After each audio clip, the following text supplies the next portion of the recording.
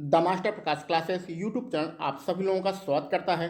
उत्तर प्रदेश में जूनियर शिक्षक भर्ती की तैयारी करने वाले सभी भाई और बहन तैयार हो जाइए अपने अनिवार्य प्रश्न पत्र 50 नंबरों के सामान्य ज्ञान का प्रैक्टिस सेट सॉल्व करने के लिए। तो चलिए बिना कोई देर किए हम लोग अपने प्रैक्टिस सेट को सॉल्व करते हैं और देखते हैं किसमें कितना है दम। तो इस प्रैक्टिस सेट में जो हमारा पहला प्रश्न है उसमें लिखा गया है अर्थशास्त्र ये एक पुस्तक है, इसके राइटर कौन है। तो बहुत ही आसान सा प्रश्न है। यहाँ पर आपका कौटिल्य विकल्प सी बिल्कुल सही रहेगा। आगे बढ़ते हैं। महावीर स्वामी का ओरिजिनल नाम यानी कि मूल नाम क्या था। तो सबको पता होना चाहिए। यहाँ पर आपका विकल्प सी यहाँ पर बिल्कुल सही रहेगा। ठीक है, चलिए आगे बढ़ते हैं अपने तीसरे नंबर के प्रश्न पर। आज़ाद हिंद फौज की स्थापना कहाँ पर की गई थी। तो विकल्प आपको पढ़ना है। विकल्प पढ़कर फटाफट इसके आंसर आप बताते चलिए। आप अपने मन में भी आंसर बता सकते हैं अथवा कमेंट बॉक्स में भी आप आंसर लिख सकते हैं। तो आज़ाद हिंद फौज की स्थापना जो हुई थी वो सिंगापुर में हुई थी। यहाँ पर आपका विकल्प बी बिल्कुल सही है। हम लोग फटाफट जो आसान प्रश्न होंगे उनको सॉल्व करेंगे। मूल अधिकार जो मौलिक अधिकार हैं वो संविधान के किस भाग में हैं। तो सबको पता है मौलिक अधिकार संविधान के तीसरे भाग में है। तीसरा वाला विकल्प आपका बिल्कुल सही रहेगा। आगे बढ़ते हैं अपने अगले प्रश्न पर। मौलिक अधिकार को कौन निलंबित कर सकता है। सोच समझ के आंसर दीजिएगा, गलती मत करिएगा। यहाँ पर जो मौलिक अधिकार निलंबित किए जाते हैं वो राष्ट्रपति के द्वारा निलंबित किए जाते हैं। आगे बढ़ते हैं अपने छठे नंबर के प्रश्न पर।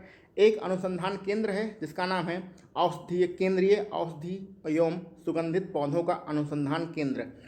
तो ये भैया कहाँ पर है। तो छठे नंबर में अपने प्रदेश की राजधानी लखनऊ में ये स्थित है। विकल्प बी हमारा बिल्कुल सही रहेगा। प्रकृति में सबसे सशक्त बल कौन सा है, यानी प्रकृति में सबसे जो मजबूत बल होता है वो कौन सा है। अब जल्दबाजी में यहाँ पर गुरुत्वाकर्षण बल आंसर मत बताइएगा। तो सातवें प्रश्न में सोच समझ के आंसर दीजिए। और आपका जो नाभिकीय बल होता है वो आपका बिल्कुल सही रहेगा। सबसे शक्तिशाली जो पावरफुल बल होता है वो नाभिकीय बल होता है।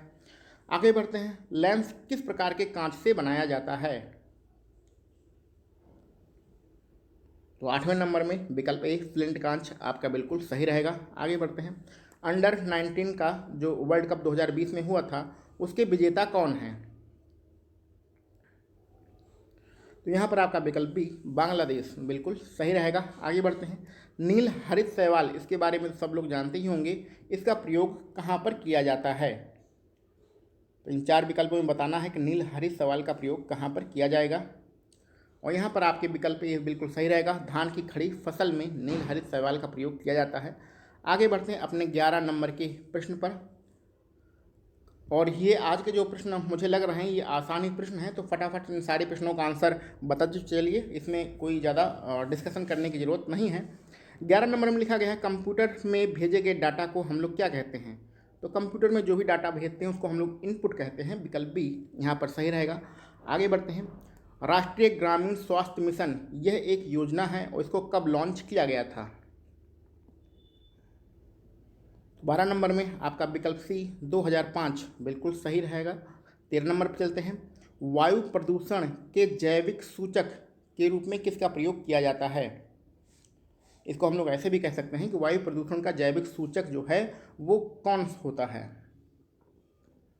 तो 13 प्रश्न में विकल्प ए लाइकेन आपका बिल्कुल सही है। और ये जो प्रश्न है ये हम लोग 5-6 प्रैक्टिस सेट में सॉल्व कर चुके हैं। बार बार ये प्रश्न आता रहता है। आगे बढ़ते हैं 14 नंबर के प्रश्न पर। बांग्लादेश की सीमा से लगे हुए भारतीय राज्य कौन कौन से हैं।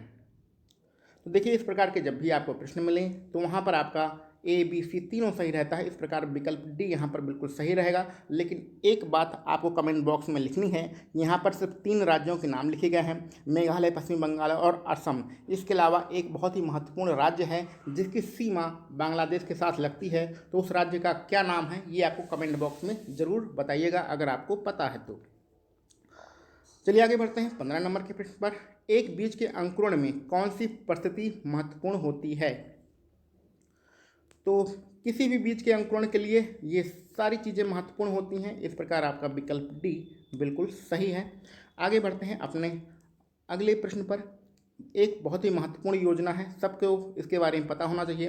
प्रधानमंत्री जन धन योजना, इसको कब लॉन्च किया गया था। कंफ्यूज नहीं होना है। 16 नंबर में आपका विकल्प ए अगस्त 2014 बिल्कुल सही रहेगा। उत्तर प्रदेश की विशिष्ट नाट्य शैली कौन सी है? तो 17 नंबर में बहुत ही आसान प्रश्न है, पहला कथक आपका बिल्कुल सही रहेगा। आगे बढ़ते हैं। हिंडाल्को एक कारखाना है, ठीक है, एल्युमिनियम का, और ये कहाँ पर है? तो ये रेनकूट में है, विकल्प ए आपका बिल्कुल सही रहेगा। आगे बढ़ते हैं 19 नंबर पर। देश में वन संबंधी शिला प्रारंभ की गई थी, तो कब प्रारंभ की गई थी वन संबंधी शिला? ये बहुत ही पुराना प्रश्न है, पुराना मतलब बहुत पहले की बात है ये।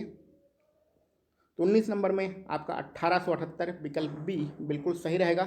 आगे बढ़ते हैं और 1 मिनट का समय दीजिए, पहले हम लोग इसे एडजस्ट कर लेते हैं।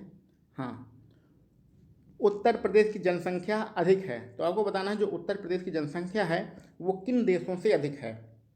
तो जब भी ऐसा प्रश्न मिले वहाँ पर विकल्प डी आप आंसर लगाइएगा, उपयुक्त सभी, यानी कि उत्तर प्रदेश की जनसंख्या जापान, श्रीलंका, ऑस्ट्रेलिया, इन तीनों देशों से अधिक है।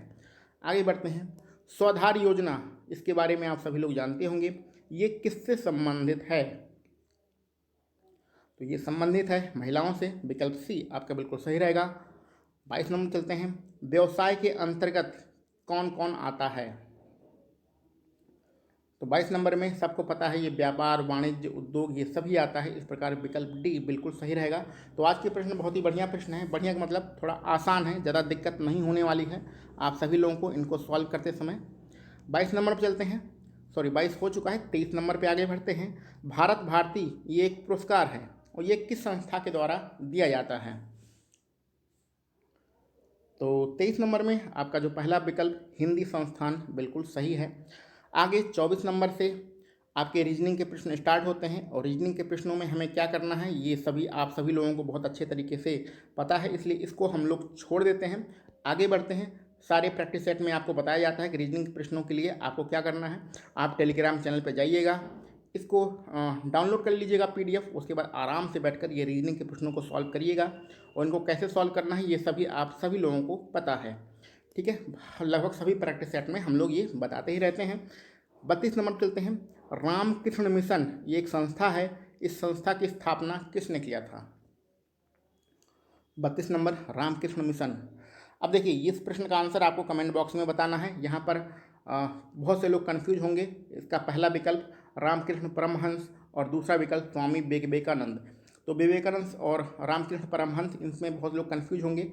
विकल्प इसका कौन सा सही रहेगा ये आपको कमेंट बॉक्स में बताना है। 32 नंबर का प्रश्न कमेंट करके जरूर बताइएगा इसका क्या आंसर रहेगा। 37 नंबर चलते हैं। गौतम बुद्ध को महापरिनिर्वाण कहाँ पर प्राप्त हुआ था? तो 33 नंबर में विकल्प सी कुशीनगर आपका बिल्कुल सही है। आगे बढ़ते हैं। किसी मौलिक अधिकार का उल्लंघन होने पर कोई भी नागरिक किस अधिकार का सहारा लेकर अदालत में जा सकता है? तो ऐसी परिस्थिति में कौन सा आर्टिकल महत्वपूर्ण होता है? तो 24 नंबर में विकल्प जो आपका बी दिया गया है, आर्टिकल 32 संवैधानिक उपचारों का अधिकार। ऐसे कंडीशन में इंसान का मदद मतलब मनुष्य की मदद करता है, भारतीय नागरिक की मदद करता है, सॉरी। 35 नंबर पर चलते हैं। निम्नलिखित में से किसके विरुद्ध बंदी प्रत्यक्षीकरण की याचिका दायर की जाती है? आर्टिकल 32 की यहाँ पर बात हो रही है। तो बंदी प्रत्यक्षीकरण जो होता है गैर कानूनी नज़रबंदी के विरुद्ध, विकल्प बी आपका बिल्कुल सही रहेगा। आगे बढ़ते हैं अपने अगले प्रश्न पर। गरीबों के भोजन व पोषण संबंधी स्थिति में सुधार करने का कौन सा कार्यक्रम है? तो इस कार्यक्रम का नाम है एकीकृत बाल विकास योजना, विकल्प सी आपका बिल्कुल सही रहेगा। आगे बढ़ते हैं अपने अगले प्रश्न पर। न्यूयॉर्क स्टॉक एक्सचेंज, इसका नाम आप सभी लोगों ने सुना ही होगा। इसका जो पहला कार्यालय है वो कहाँ पर है? तो 37 नंबर में विकल्प बी वॉल स्ट्रीट आपका बिल्कुल सही है। आगे बढ़ते हैं। प्रकाश के अपवर्तन के बारे में सभी लोग जानते होंगे, इसका एक महत्वपूर्ण उदाहरण कौन सा हो सकता है? तो 38 नंबर में विकल्प बी जो तारे टिमटिमाते हैं रात में वो प्रकाश के अपवर्तन की घटना के कारण ही ऐसे दिखाई देते हैं, ठीक है। चलिए आगे बढ़ते हैं अपने अगले प्रश्न पर और इसको हमें 1 मिनट का समय दीजिए एडजस्ट करने के लिए, ठीक है। जमीन पर गिरकर फुटबॉल में उच्छलन का कारण क्या है, यानी जमीन पर जब फुटबॉल गिरती है तो बहुत ऊपर उछल जाती है, उसका इन 4 विकल्पों में कौन सा कारण हो सकता है? तो 39 नंबर में विकल्प डी आपका बिल्कुल सही रहेगा, अपनी प्रत्यास्था गुण के कारण। क्लियर। आगे बढ़ते हैं 40 नंबर पर। निम्न में से भारत के किस राज्य में कॉफ़ी का सबसे अधिक उत्पादन होता है? तो कॉफ़ी के लिए नंबर 1 पर भैया कर्नाटक है, इसको कभी मत भूलिएगा। विकल्प ए आपका बिल्कुल सही रहेगा। आगे बढ़ते हैं। हाल ही में भारतीय सेना ने किस देश के आतंकवादियों के विरुद्ध ऑपरेशन 500 शुरू किया है? तो 41 नंबर में वही अपना पड़ोसी जो देश है नालायक पाकिस्तान, विकल्प सी आपका बिल्कुल सही रहेगा। 42 नंबर पर चलते हैं। किस राज्य में आयोजित होने वाले इंडिया इंटरनेशनल चेरी ब्लॉसम महोत्सव को कोरोना के कारण रद्द कर दिया गया है? तो ये भैया जो महोत्सव है ये कहाँ पर आयोजित किया जाता है, यही आपको बताना है। और 42 नंबर में विकल्प सी मेघालय आपका बिल्कुल सही है। आगे बढ़ते हैं। एक महत्वपूर्ण संगठन है जिसका नाम है एशिया प्रशांत आर्थिक सहयोग शिखर सम्मेलन। इसका आयोजन जो किया गया था तो उसकी मेजबानी किस देश ने की थी? ठीक है, एशिया प्रशांत आर्थिक सहयोग जिसको हम लोग एपेक भी कहते हैं, शिखर सम्मेलन की मेजबानी किसने किया था? तो यहाँ पर आपका आखिरी विकल्प मलेशिया, विकल्प डी बिल्कुल सही है। 44 नंबर, गुलाबी क्रांति किससे संबंधित है? तो गुलाबी क्रांति वर्तमान समय में प्याज से संबंधित है, विकल्प ए आपका बिल्कुल सही रहेगा। एक प्रजाति है जिसका नाम है राज 3077। ये प्रजाति किस से संबंधित, यानी किस फसल की प्रजाति है ये? तो ये है विकल्प सी गेहूं की प्रजाति, विकल्प सी आपका बिल्कुल सही रहेगा। आगे बढ़ते हैं हम लोग अपने अगले प्रश्न पर। भारत में कितने वर्षों के अंतराल पर जनगणना की जाती है? तो बहुत ही आसान प्रश्न है, सबको पता है 10 वर्षों में हमारी जनगणना की जाती है। पिछली बार 2011 में हुआ था, अब की बार 2021 में होगा। कोरोना के कारण ये नहीं हो सका है तो 2022 से ये स्टार्ट हो जाएगा। 47 नंबर पर चलते हैं। भारत के जनसंख्या नियंत्रण कार्यक्रम को दिया गया नया नाम क्या है? तो 47 नंबर में आपका विकल्पी परिवार नियोजन कार्यक्रम, ये बिल्कुल सही है। आगे बढ़ते हैं। ओजोन का जो अपक्षय होता है उसका मुख्य कारण कौन सी गैस है? तो हजारों बार ये प्रश्न पूछा जा चुका है, हजारों बार आप इसका आंसर बता चुके हैं। क्लोरोफ्लोरोकार्बन, यही ओजोन जो परत होती है उसका अपक्षय करता है, उसका क्षरण करता है। आगे बढ़ते हैं। अंतर्राष्ट्रीय जल सहयोग वर्ष कौन सा है? अंतर्राष्ट्रीय जल सहयोग वर्ष कौन सा है? तो ये आपका 2013, विकल्प सी यहाँ पर सही रहेगा। और आज के अपने आखिरी प्रश्न पर बढ़ते हैं। भारत में सबसे पुरानी पर्वत श्रृंखला कौन सी है? तो ये सबको पता है, अरावली इसका सही आंसर रहेगा, विकल्प बी हमारा बिल्कुल सही रहेगा। तो इस सामान्य ज्ञान के प्रैक्टिस सेट में हम लोगों ने टोटल 50 प्रश्नों को छोड़ दिया है, जिसमें सॉरी एक मिनट क्या हम बोल रहे हैं। तो इस टोटल प्रैक्टिस सेट में हम लोगों ने 50 प्रश्नों को सॉल्व किया है और जिसमें से रीजनिंग के जो प्रश्न थे उसको छोड़ दिया है। तो आपने टोटल कितने प्रश्नों को सॉल्व किया है, उसमें से आपके कितने नंबर बन रहे हैं, इसको कमेंट बॉक्स में ज़रूर बताइएगा। तो कभी कभी जल्दबाजी में कुछ गलतियां भी हो जाती हैं, अगर ऐसी कोई बात हो तो उसको कमेंट बॉक्स में ज़रूर लिखिएगा। तो चलिए मिलते हैं हम लोग अपने अगले प्रैक्टिस सेट में। आप सभी लोगों को वीडियो देखने के लिए बहुत बहुत धन्यवाद।